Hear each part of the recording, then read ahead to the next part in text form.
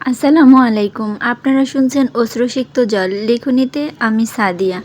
পর্ব ২৫। রাহাত, যদি তুই তাকে ভালোবাসার কথা নাইবা বলিস তাহলে তুই কি করে বুঝলি যে ও তোকে ভালোবাসে না, ও অন্য কাউকে ভালোবাসে? খালামণি, ওকে আমি অন্য কারো সাথে হাতে নাতে ধরেছি। ও অন্য কারো সাথে মোবাইলে চ্যাটিং করে, ভিডিও কলে কথা বলে, আর ওর পরিবারের সবাই জানিয়েছে যে ও অন্য কাউকে ভালোবাসে, তার সাথে ওর বিয়ে হবে। দেখ রাহাত, সবই তো ঠিক আছে, কিন্তু আমার মনে হয় তোর ভালোবাসার কথা ওই মেয়েটাকে একবার বলেই দেখ। না খালামণি, বলে আর কি লাভ?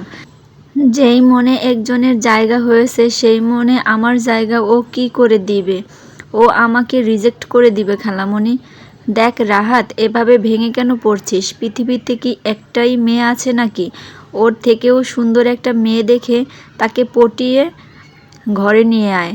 খালামণি, ভালোবাসা এমন একটা জিনিস, একবার যাকে যেখানে জায়গা দেয়া হয় সেখানে আর অন্য কারো স্থান হয় না। খালামণি, তুমি কি পেরেছো মুভ অন করতে? রাহাত, আমার ব্যাপার আর তোরটা আলাদা। আমার বিয়ে হয়েছিল, তার সাথে আমার 2টো সন্তান ছিল। আমার সন্তানের দায়িত্ব কেউ নিত না। আমি সিঙ্গেল হলে হয়তোবা যে কেউ আমাকে অ্যাকসেপ্ট করত।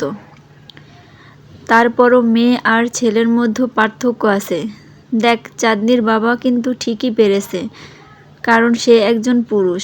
খালামণি, এটা পুরুষ আর মহিলার কথা না, এটা হচ্ছে ভালোবাসার কথা। আমার ভালোবাসার জায়গায় আমি অন্য কাউকে স্থান দিতে পারবো না।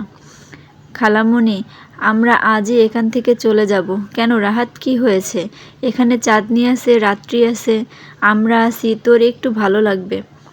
না খালামণি, আমার এখানে দম বন্ধ হয়ে আসছে। আচ্ছা, আমি আর তোকে আটকাবো না, কিন্তু 1 সপ্তাহ হলি মাত্র এসেছিস, বলেছিলি 15 দিনের মতো থাকবি। আমি একটু ইউএসএ যাব ভাইয়াদের কাছে, দেখি খালামণি বাংলাদেশ থেকে বাহিরের রাষ্ট্রে আমার মনটা বসে কিনা, ওখানে গেলে আমার মনটা ফ্রেশ লাগে কিনা। কালকে রাতে বড় ভাবির সাথে কথা হয়েছিল।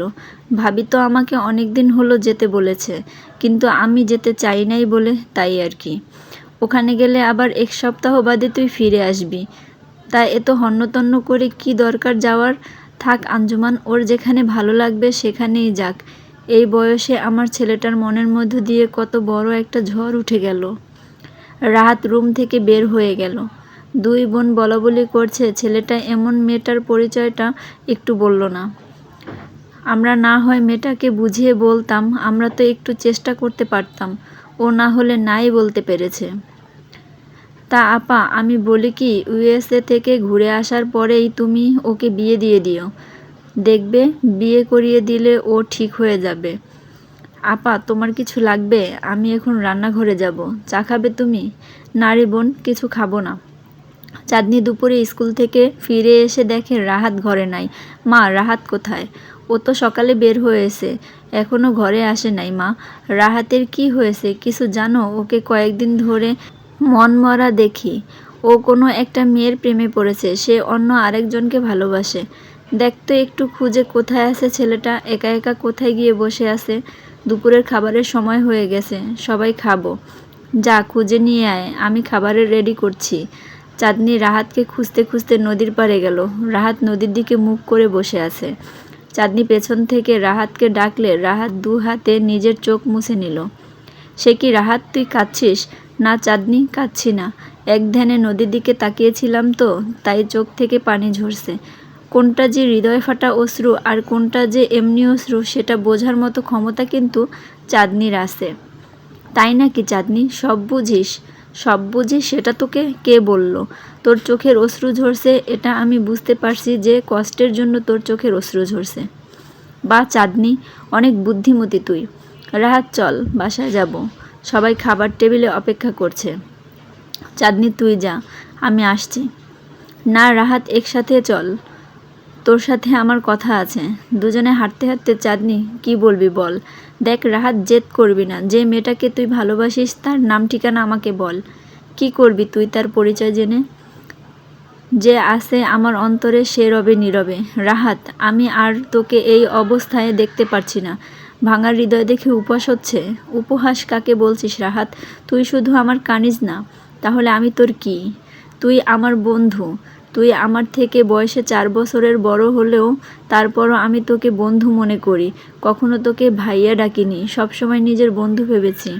সেইখানেই তো সব সমস্যা। কি বললি রাহাত? তোকে আমার বন্ধু ভাবাটা কি অন্যায়? না চাঁদনি, আমি তা বলতে চাইনি। বলতে চেয়েছি সেজন্যই তো তুই কষ্ট পাচ্ছিস আমার জন্য।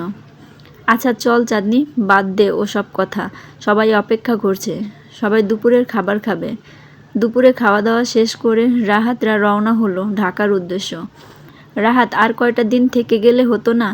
না হতো না, আমি ইউএসএ যাব। তাই একেবারের জন্য যাবি নাকি বেড়াতে যাবি? একেবারের জন্য গেলে কি তোর কোনো সমস্যা? না, আমার কেন সমস্যা হবে? বড় ভাইয়েরা তো সেখানে সেটেল হয়ে গেছে।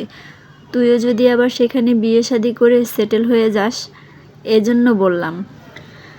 চাঁদনিদের কাছ থেকে রাহাতরা বিদায় নিয়ে চলে আসলো শহরে। ভুল ত্রুটি ক্ষমার দৃষ্টিতে দেখবেন।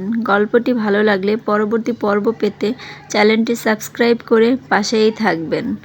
ধন্যবাদ।